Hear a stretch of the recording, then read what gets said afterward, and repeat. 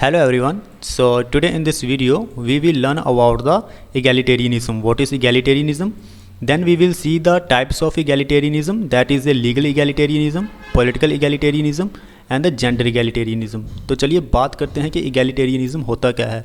तो बेसिकली ये एक स्कूल ऑफ थॉट है, एक पॉलिटिकल फिलोसफी है जो बात करती है सोशल इक्वालिटी की. यानी कि egalitarian doctrines are generally characterised by the idea that all humans are equal in fundamental worth और मॉरल स्टेटस. चाहे कुछ भी हो, कोई भी रेस हो, कोई भी सेक्स हो, लेकिन ये बात करते हैं सोशल इक्वालिटी की, यानी कि समानता होनी चाहिए. तो इसे हम कहते हैं egalitarianism. And the egalitarianism is the doctrine that all citizen of A state, जितने भी सिटीजन होते हैं किसी एक पर्टिकुलर कंट्री के, उनको इक्वल राइट्स मिलने चाहिए. भेदभाव नहीं होना चाहिए कि उसकी रेस कैसी है, उसकी कास्ट कैसा है, जेंडर कैसा है. तो egalitarianism एक पूरी तरह से सोशल इक्वालिटी की बात करता है. तो चलिए हम जानते हैं कि इसकी टाइप्स क्या क्या होती हैं, किस तरह से egalitarianism जो स्कूल ऑफ थॉट है उसको पूरा किया जा सकता है. तो पहला जो थॉट है वो है लीगल egalitarianism, यानी कि इसमें लिबरलिज्म की बात की जाती है in the context of a democratic societies.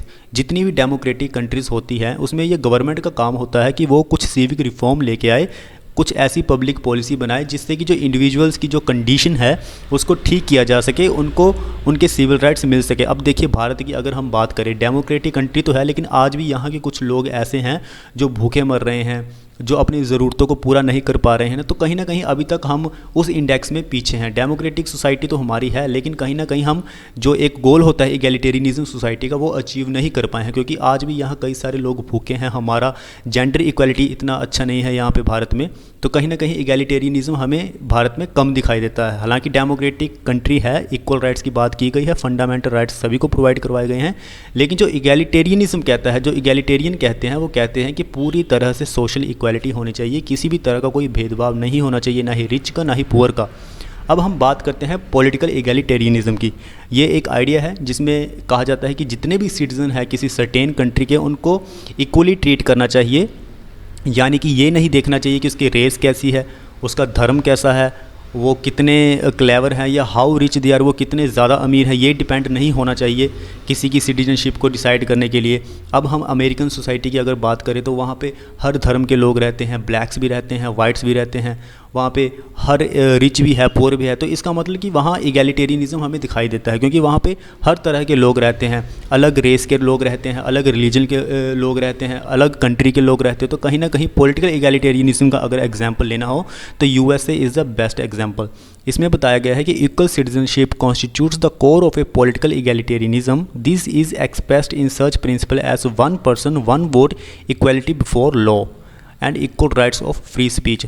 कानून के सामने सभी बराबर होने चाहिए और सभी को किसी भी तरह से कोई भी अगर पॉइंट आउट करनी है कोई चीज़ तो उसे फ्रीडम दी जानी चाहिए फ्री स्पीच की. आगे हम बात करते हैं जेंडर इक्वालिटी की. तो egalitarianism में एक कॉन्सेप्ट है जेंडर egalitarianism. तो जेंडर egalitarianism में हम बात करते हैं सेक्सुअल इक्वालिटी और इक्वालिटी ऑफ द सेक्सेस.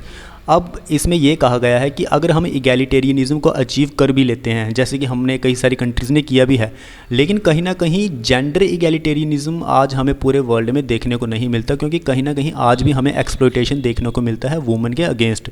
तो कहीं ना कहीं हमने पॉलिटिकल और लीगल egalitarianism को तो अचीव कर लिया है, लेकिन कहीं ना कहीं हमने जेंडर egalitarianism को अचीव नहीं किया है. तो जेंडर egalitarianism बात करता है सेक्सुअल इक्वालिटी की.